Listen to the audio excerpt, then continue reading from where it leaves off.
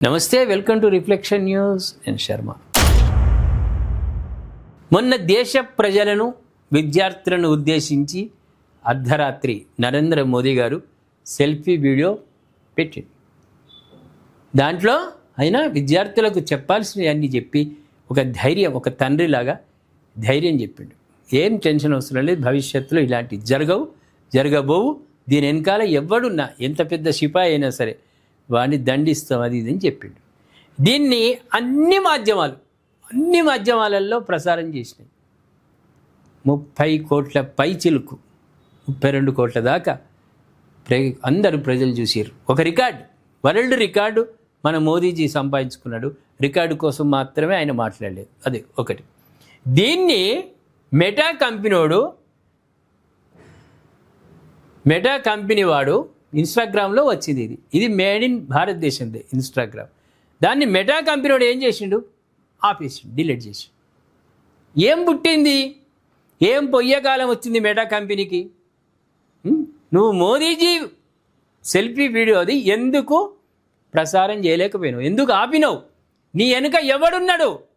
Rahul Gandhi package ఇస్తా అన్నాడు meta company యాజమాన్యం. రాహుల్ గాంధీ సూట్ కేసులు ఇస్తా అన్నాడా ఆపమని?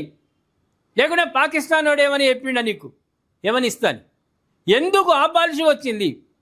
దీనిపై దర్యాప్తు ప్రారంభమైంది. ఇన్స్టాగ్రామ్ ఉన్నత స్థాయి అధికారులకు సామాన్లు ఇచ్చింది.